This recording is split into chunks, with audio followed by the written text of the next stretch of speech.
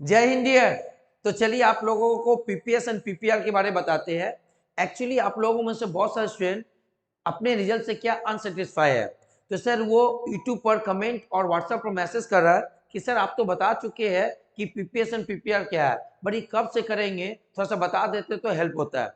तो sir PPS and PPR कब से करेंगे उसके लिए भी नोटिस आ चुका है। तो चलिए उस नोटिस के हेल्प जरिए आपको बताते हैं कि आप पीपीएस पीपीआर कब से कर सकते हैं, कितना रुपया लगेगा, है ना, और किस पेपर पर कर सकते हैं, क्या कंडीशन रखा ताकि आप पीपीएस पीपीआर कर सकते हैं। इस पर थोड़ा बहुत कंडीशन लगा दिया है, उस कंडीशन को समझते हैं। तो देखिए ये नोटिस आया हुआ है सर किसके लिए, post public scrutiny and post public review के लिए।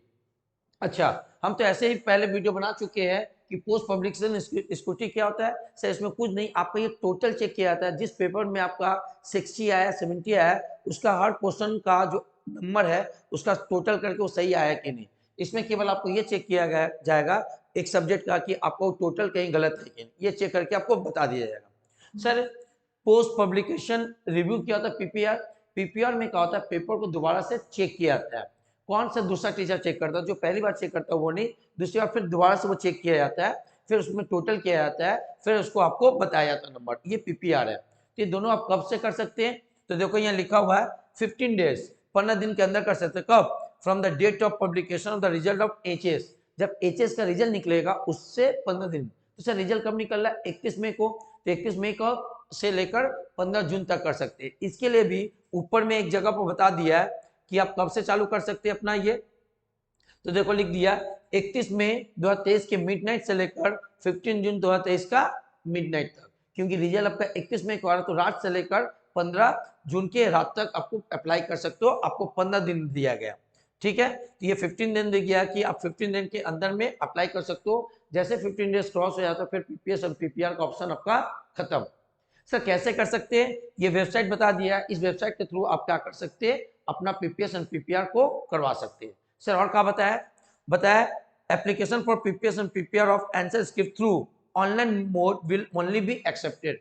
सर मतलब अगर आपको पीपीएस एंड पीपीआर करवाना है तो आप केवल ऑनलाइन ही करवा सकते हैं और कोई अदर मोड नहीं है। देखो लिखिए there will be no other option for to the submit the PPS and PPR application.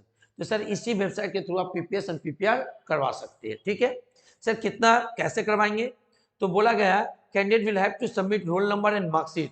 अगर आपको पीपीएस एंड पीपीआर करवाना है तो आपको रोल नंबर और जो आपको मार्कशीट मिलेगा उन मार्कशीट पर नंबर होता है, आपको बता दिया जाए क्या होता है, उस नंबर के जरिए आप क्या कर सकते हैं, पीपीएस एंड पीपीआर का अप्लाई कर सकते हैं। समझ में आए?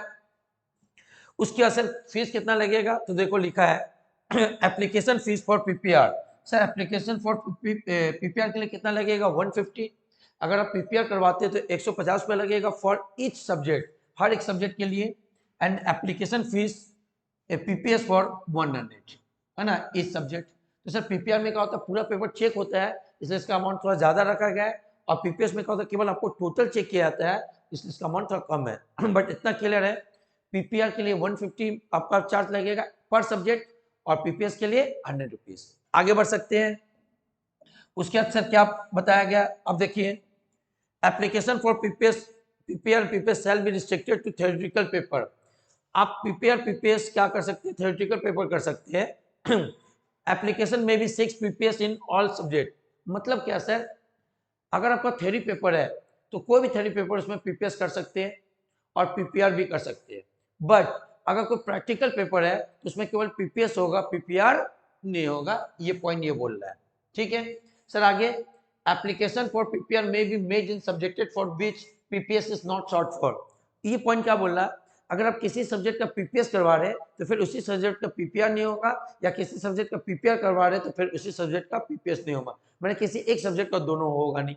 और कॉमन सेंस से कोई स्टूडेंट करेगा भी नहीं, क्योंकि जब सर पीपीआर कर रहे तो पीपीएस क्यों करेंगे, बट ये पॉइंट बोल दिया है। आगे अच्छा, अब यहाँ क्या बोला, अगर आपको पीपीआर करवाना है, सर अगर आपको पीपीआर करवाना है तो आप मैक्सिमम 2 सब्जेक्ट का करवा सकते हैं। इस बार ये रिस्ट्रिक्शन लगाया है, सर पीपीआर आप मैक्सिमम 2 से ज्यादा सब्जेक्ट का नहीं करवा सकते। सर पीपीआर का मतलब रिव्यू दोबारा से चेक करवाना, तो मैक्सिमम कितने सब्जेक्ट का करवा सकते हैं, 2। उसके साथ भी कंडीशन लगाया, जो 2 सब्जेक्ट का करवाइएगा उसमें कम से कम 20% से मार्क्स कम नहीं होना चाहिए। सर 20% से मार्क्स का मतलब देखिएगा, आपका 80 का एग्जाम होता है ना, 80 का एग्जाम होता है, उस 80 में एक सेकंड, हाँ वो भी थ्योरी पेपर में, देखिए थ्योरी पेपर में बना होगा, तो थ्योरी पेपर में आपका 20% कितना होता है सर, 16 से कम मार्क्स नहीं होना चाहिए। अगर 16 से कम मार्क्स हो गया तो फिर उस सब्जेक्ट का आप पीपीआर नहीं करवा सकते। तो पीपीआर के लिए पहला कंडीशन क्या है कि कम से कम उस पेपर में आपका 16 से एबव होना चाहिए या 16 होना चाहिए, 16 से कम नहीं होना चाहिए। ये सब कंडीशन थोड़ा याद रखना, तभी आप पीपीआर करवा सकते हो। आप लोग जो मैसेज करो थोड़ा सा, जिस पेपर में आपको प्रिपेयर करना है, जो जो कंडीशन बताओ उस कंडीशन को थोड़ा ठीक से सुन लो। पहला कंडीशन क्या है कि 20% से कम मार्क्स नहीं होना चाहिए, मतलब 16 से कम नहीं होना चाहिए, तभी आप प्रिपेयर कर सकते हो। अगर 14 आ गया तो प्रिपेयर नहीं कर सकते हो। और क्या बताया सर, इसके बाद अगर बात करें, इसके बाद अगर हम लोग बात करें क्या है ना, अब फेल कैंडिडेट, अगर कोई फेल हो चुका है, अगर उसको प्रिपेयर करवाना है तो ही सी obtain at least grade C in the 2 compulsory, है ना। अगर वो फेल हो चुका है तो उसको फेल का अगर प्रिपेयर करवाना है तो कम से कम उसका जो 6 सब्जेक्ट है उसमें जो कंपलसरी सब्जेक्ट है ऑप्शनल को छोड़कर, वो 2 सब्जेक्ट में आपका सी आना चाहिए, तभी आप प्रिपेयर करवा सकते हैं। मतलब से हम फेल हो गए, हम रीचेक करवाए, तो अगर आपका कम से कम 2 में सी नहीं आया तो आप प्रिपेयर नहीं करवा सकते। क्लियर है। और ये स्पेशल कैंडिडेट आया, इस बार ये कंडीशन थोड़ा ठीक से सुनो, है ना, इस बार ये कंडीशन डाल दिया। और सबसे पहले तो पीपीआर करवाने के लिए क्या बोला गया, पीपीआर उस सब्जेक्ट का, जिस सब्जेक्ट का पीपीआर करवा रहे कम से कम उसमें 16 होना चाहिए, 16 से कम हो तो पीपीआर नहीं करवा सकते। उसके बाद क्या बोला, अगर प्रिपेयर करवा रहे किसी सब्जेक्ट का, उसमें कोई ना कोई ग्रेड आया होगा, कोई ना कोई ग्रेड आया होगा, उस ग्रेड जो आया होगा उससे 3 सब्जेक्ट में उससे ऊंचा ग्रेड हो, तभी उस सब्जेक्ट का प्रिपेयर करवा सकते हो। सर पहला कंडीशन आपका इसमें 16 से कम नहीं होना चाहिए, अगर 16 और 16 से ज्यादा तो प्रिपेयर करवा सकते हो, बट और एक कंडीशन फुलफिल करना पड़ेगा, क्या, कम से कम जिस सब्जेक्ट में करवा रहे हो उससे, अगर उसमें सर बी आया तो सर 3 सब्जेक्ट में आपका ए आना चाहिए, या ए प्लस या ए प्लस ओ आना चाहिए, मतलब 20 ऊपर होना चाहिए। हो सकता है 3 सब्जेक्ट में एक में ए, एक में ए प्लस, एक में ओ होना चाहिए, या तीनों में ए हो तभी चले, बट इससे ऊपर होना चाहिए। अगर मान लो हम किसी सब्जेक्ट का प्रिपेयर करवा रहे, उसमें सर ए आया और सेक्शन से ज्यादा तो करवा सकते हैं, बट सेकंड कंडीशन क्या फुलफिल करने बोला, अगर आपका ए आया तो इससे 3 सब्जेक्ट में आपका इससे हायर ग्रेड होना चाहिए। तो सर एक हायर ग्रेड का ए प्लस प्लस प्लस या ओ ऐसा कुछ होना चाहिए। देखो लिखा है, a regular and continue pass candidate may seek PPR, अगर वो पीपीआर करवाना चाहता है, provided he and she has obtain, उसको लेना पाना पड़ेगा हायर ग्रेड पाना पड़ेगा इन अदर 3 सब्जेक्ट। अगर 3 सब्जेक्ट में जिसमें प्रिपेयर करवा रहे हो उसे 3 सब्जेक्ट में अगर आपका हायर ग्रेड है तब आप प्रिपेयर करवा सकते हो। इस बार प्रिपेयर का थोड़ा सा टफ रूल बनाया है। सबसे पहले क्या बनाया, सबसे पहले जिस सब्जेक्ट का प्रिपेयर करवाना है उसका 16 होना चाहिए, अगर 16 से कम हो तो वही कहानी खत्म, बट अगर 16 से ज्यादा है तो दूसरा कंडीशन क्या देखना पड़ेगा, उस सब्जेक्ट को छोड़कर उसमें जो भी ग्रेड है उससे 3 हायर ग्रेड कोई सब्जेक्ट है कि नहीं। क्लियर है, समझ में है। अगर नेक्स्ट क्या बोले, ये बात बोल दिया, and for preparing optional effective subject the candidate must have obtain grade F in set optional effective. Sir ये क्या बोल रहा है, देखो ये तो हो गया, बोला PPR for preparing optional effective subject, अगर आप ऑप्शनल सब्जेक्ट का प्रिपेयर करवाना चाहें, सर ऑप्शनल का देखो, ऑप्शनल एक्चुअली कोई फिक्स होता नहीं है, वो आपका क्लास 12 के एग्जाम जो होता है उसमें जो लोअर मार्क्स होता है वो अपने आप ऑप्शनल बन जाता है। हो सकता है सर आपका ऑप्शनल इकोनॉमिक्स था, बट इकोनॉमिक्स में ज्यादा हो गया, अब बीएसटी में कम आ गया तो बीएसटी आपका ऑप्शनल बन जाएगा। तो आपका रिजल्ट में जो ऑप्शनल बन गया है उस ऑप्शनल में अगर आप प्रिपेयर करवाना चाहते हो तो प्रिपेयर तभी करवा सकते हो क्योंकि उसमें क्या होना चाहिए, एफ, ग्रेड एफ होना चाहिए, कम से कम ग्रेड एफ है तभी करवा सकते हो, तो नहीं करवा सकते हो। समझ में आया, चलिए। अच्छा ये थोड़ा छोड़ दो, मेन ये है, आपको मेन बात बता दे रहे हैं। फिर सर क्या बताया मेन बात, है ना।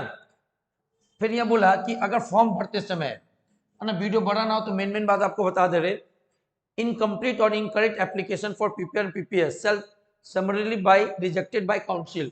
अगर आप गलत फॉर्म दिए, गलत इंफॉर्मेशन दिए, इनकम्प्लीट इंफॉर्मेशन है, तो काउंसिल क्या करेगा, आपका पीपीआर और पीपीएस का जो अप्लाई है उसको रिजेक्ट कर दिया जाएगा, उसके लिए इन्फॉर्म नहीं करेगा। देखो लिखा हुआ है, no inquiry and correspondence shall be entertain in this regard, वो आपसे पूछेगा नहीं इसीलिए जब भी आप पीपीआर और पीपीएस करो तो अच्छी तरह अप्लाई करना पड़ेगा। अगर कहीं भी इनकम्प्लीट और क्या हो गया, इनकरेक्ट एप्लीकेशन हुआ तो अपने आप वो कैंसिल हो जाएगा।